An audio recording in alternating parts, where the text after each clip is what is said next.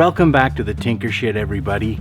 You know, it is still icy cold here in Niagara Falls, and I'm just about ready to go on my first snowmobile trip next week. But before I do that, I want to service the chain on my DR650. Now, I've done this in a past video when I did a whole tune-up, but I thought it would be kind of interesting to revisit that specifically as its own topic today, and maybe a little bit of a shorter video. So I'm going to get the heat on in here and get the bike up on the lift, and we'll see what we can do today on Dino's Tinker Shed. All right, let's go.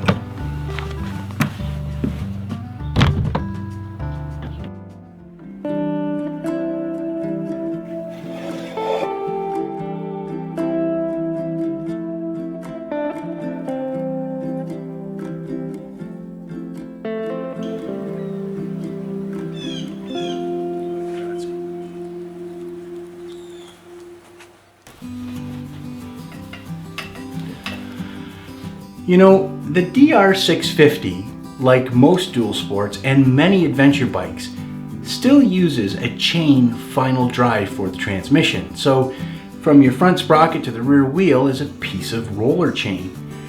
Now, this technology dates back a long way, right to the introduction of motorcycles, and it's still a valuable tool to transmit power. The advantage of chain is it's extremely efficient at taking power and moving it to a different place. This is why your motocross bikes, your super bikes, and even dual sport trail bikes tend to still use chain, so you get the maximum performance out of the horsepower that's available from your engine. Now, unlike belts or shafts, chain drives tend to have a lot more maintenance involved. Now, it's not hard, but it does require you to be pretty persistent and pretty regular with your maintenance, or you risk basically wearing out the drive line prematurely.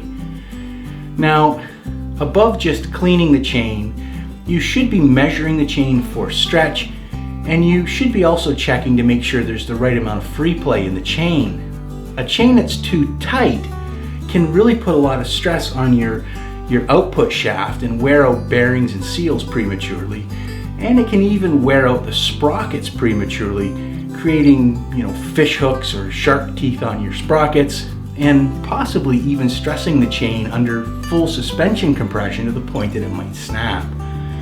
Now, if you run the chain too loose, well, you could have the chance of the chain actually coming off the sprockets and locking up the rear wheel, and that's something nobody wants. So today we're going to have a quick look at how to clean your chain, what's involved in that, how to measure the stretch in the chain, the free play in the chain, and then how to lubricate it. So why don't we get started looking at the bike and cleaning up that chain. Let's get going. Why don't we start with a little bit of chain anatomy? Now, roller chains and motorcycle chains have been around for years and years. They're probably the most efficient way to transfer power from the engine to the rear wheel, followed by belt and then probably shaft drive.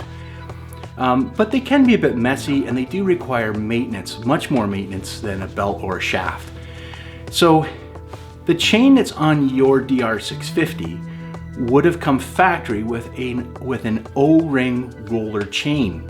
Now, O-ring chains sort of showed up on the market in the early 1970s, and they're what's known as a sealed chain. Prior to the O-ring chain, most motorcycles ran an open chain or an unsealed chain, which basically meant when you lubricated your chain, that lubricant worked its way down into the tie pins here that hooked up your links, your tie straps, and actually lubricated the chain itself. Now, when O-rings came along, it sort of changed the way people thought about chains in general. Now, the O-ring actually seals the chain and seals the lubricant that the factory puts in there when the chain's manufactured, meaning that any lubricant that you put on the chain stays on the outside and is really there for rust control and some lubrication properties, but it really isn't used to lubricate the drive links of the chain itself. That's done from the factory, and the O-ring seals it in. Now, there's really 3 or 4 components to a new O-ring chain. There's your outer and inner drive links or links. So this would be the outer, this would be the inner. There is a pin that runs between the links which transfers power. There is a drive roller here which moves as the chain rolls around your sprockets and reduces friction. And indicated here with blue is your actual O-ring. So this could be just a standard O-ring that we're used to. It could be what they call an X-ring or a Z-ring, which is still an O-ring, but it has profiled fins on it that's supposed to reduce friction. And this is one of the arguments when I was young. You would start to hear about these O-ring chains and, oh, John put an O-ring chain on his RM80. Oh my gosh, he's going to lose all kinds of performance because of the friction that the O-rings introduce into the chain. And while there's probably some truth to that, the reality is O-ring chains made chain maintenance and ownership much easier. Cleaning was less important as it maybe was with an unsealed chain. Lubricants were really there just to keep the chain from rusting. And for the average owner, it extended the lifespan of that chain by a lot because dirt and grit was sealed from getting into the actual drive pin and roller areas, which would drastically damage your chain. So O-ring chains really are a vast improvement. So that's the basic anatomy of a chain. When we clean ours today, we're going to scrub all of the contaminants that might be sitting in around the drive links on top of the O-rings. We're going to try to flush that out and gently scrub it. And then we're going to coat it with a special chain lube made by Motul, but there's all kinds of different lubes out there. I just like that one, I don't know why. Now it is important to note that when you clean these, unlike a standard chain where you used to be able to just get a wire brush in there and really scrub all the gunge out of there, O-ring manufacturers or O-ring chain manufacturers recommend that if you do need to agitate or scrub a little bit, you use a nylon bristle brush, not any kind of wire. Even brass can damage those delicate O-rings. So keep that in mind, that it's more of a massaging the dirt out than scrubbing it out like you used to do maybe when you were young, when I was young years ago, I guess. Okay, so let's get started by cleaning the chain. It's pretty easy, really. You can use all kinds of chemicals to clean your chain. In fact, the manual recommends just regular old kerosene. I have some here in a squirt bottle, but you could use something like Simply Green, which is O-ring safe, and many people swear by WD-40 for both a cleaner and a lubricant. Today, though, I'm going to try Motul's dedicated O-ring cleaning solution here and see how it works. Now, I have used their chain lube for quite a while, and I really do like it, so it'll be interesting to see how this works. So first we'll get off the chain guard. It just has a couple 10mm headed bolts here that you pull out, but don't lose the little washers. And you can see the chain overall is pretty clean. Here's my master link, but I do want to irrigate all that grit out. So once you just have a quick look at it, I'm going to take it and flex it between my thumbs to see how much play there is both laterally and longitudinally. Now this is how chains wear out. Those pins get slop in them and eventually they get to be worn out. So I'm going to take the cleaner now, and after I put some protection down on the floor, because this is a pretty messy job, I will liberally irrigate the chain. So I'm going to go around the chain while I'm turning it, and I'm going to try to flush out as many particulates as I can before I even scrub the chain. I'm just going to lube it down here and try to flush out as much as I can. Now I'll let it sit for 5 minutes, and while it's sitting, I'll continue to turn it and clean all the splatter off the rim. It's a great opportunity to clean it. And then I'll come back in and I'll actually use a nylon brush and scrub both all the side plates, the top and the bottom of the chain, to make sure that I get as much grit out of there as I can, or sort of loosen it up.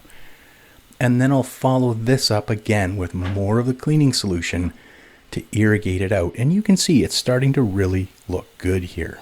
I'm quite pleased with it.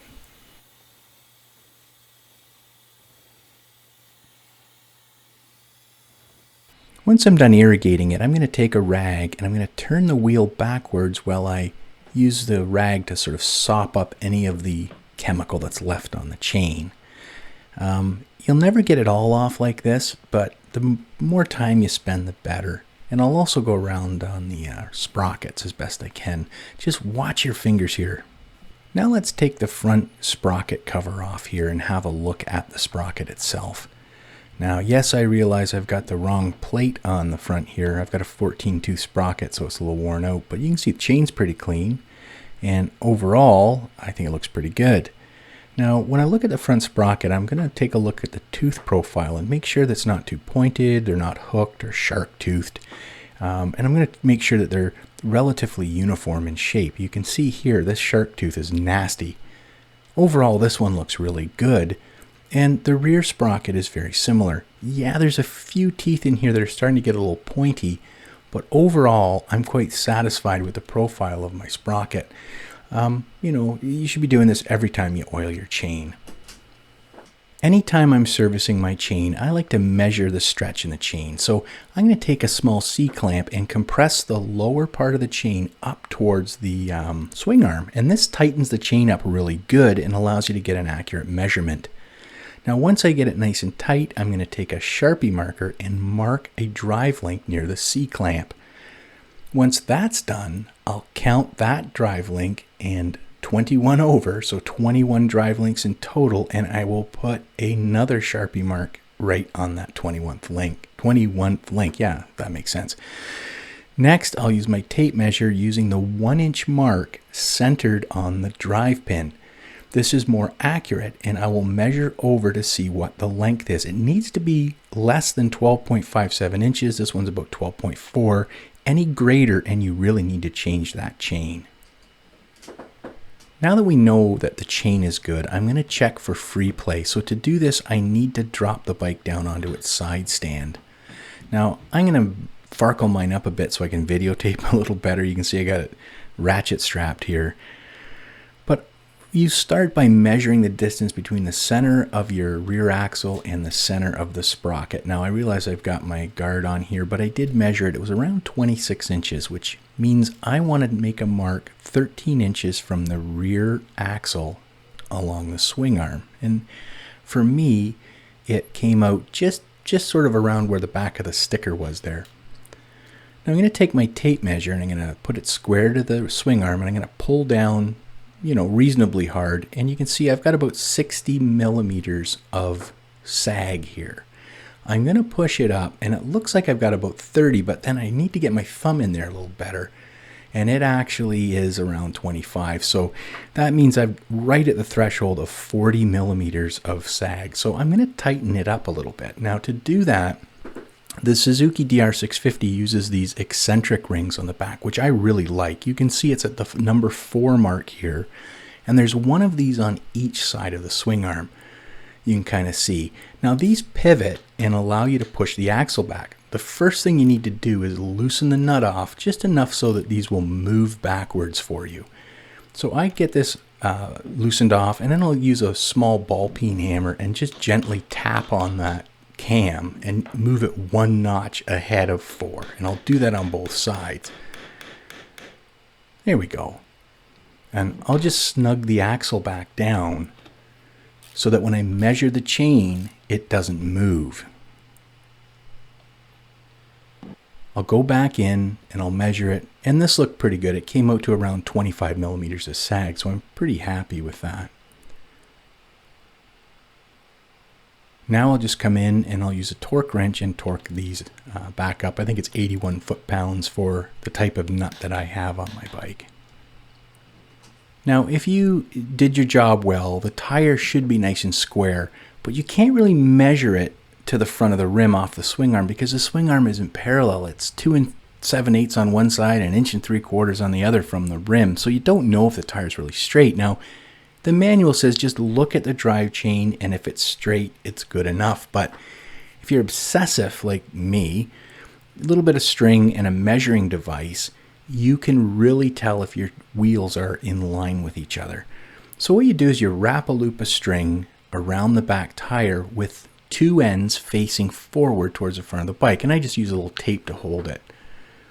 I'm going to measure the width of the tire where the string comes through. And mine's about 111 inches, but depending on tires, yours could be different. I'm going to transfer that distance on the top edge of a 2x6 with these two black marks. And I'm going to drive a couple panhead screws in here, just standing proud off the 2x6. I'm going to wrap string around those.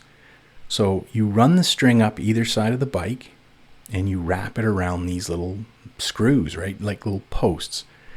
Now, Carl gave me a hand here to sort of tie this together, but eventually I put a little bow on things and got it all wrapped up. Now, you want to make sure your front wheel is nice and straight when you do this. It has to be as straight as possible. But what you do is you make sure that the string is equal distances from the edges of the tires. And you'll see the string should run straight down to the back of the bike. Now, what you're looking for is at the back, the front edge of the string where it touches the front of the rear tire should just kiss it. It shouldn't have any kind of deflection where you can actually see the string make a bow. And you can see it's really good on both sides here. Overall, these tires are nice and aligned, and you can kind of see how this system works here. It's a little tricky, but you know, if you're really obsessed like I am, it's a fun thing to do. Now, the last thing basically is just to put the chain guard back on and button everything up. And you know what? You're done your chain maintenance. Okay, well that about wraps up today's episode on how to clean, adjust, and lubricate the drive chain on your Suzuki DR650. Now, the service manual says to actually perform this every 1,000 kilometers or about 600 miles. And I would say that's probably the maximum that you want to go, certainly between oilings. And if you're an aggressive rider, someone who's on the gas a lot or downshifts really hard, or someone who rides in, really dusty, dirty areas, you'll probably want to shorten that intervals to maybe 500 to 700 kilometers. You'll want to make sure that the chain free play is set correctly and you flush out all of those contaminants more regularly than what the manual recommends. Now, if you have another brand of motorcycle or even another model within Suzuki's lineup that has a chain drive, well, all of the things we talked about today are relevant to your machine. The only difference will be when it comes to actually measuring the chain free play and how to adjust that chain free play as well. And sometimes the stretch in the chain too, depending on the brand. So do yourself a favor and get a shop manual. I know for me, I referenced my shop manual multiple times, even for this simple project, mostly to make sure I had the right information for you, but also I just can't remember all the different facts and figures, and the manual will walk you through the process so that you can get it done correctly. And I know you can. It's really just turning wrenches and a little bit of chemical spray on there and you're done. It's really not that hard. So until next time, I hope that you get out in your shop. I know I keep saying this, but this is where the fun happens when it's too cold out or it's raining out and you don't want to ride. You can have a lot of fun working on your bike and learning how all the systems go. So get out there, have some fun, regardless of what your hobby is. And keep the comments coming. I really do read every one of them. I never really believed that when I started this channel. I thought, how can everybody read every comment? But they come in and I enjoy reading them. Both the positive and the constructive comments are great. And I guess I'll see you next time here on Dino's Tinker Shed.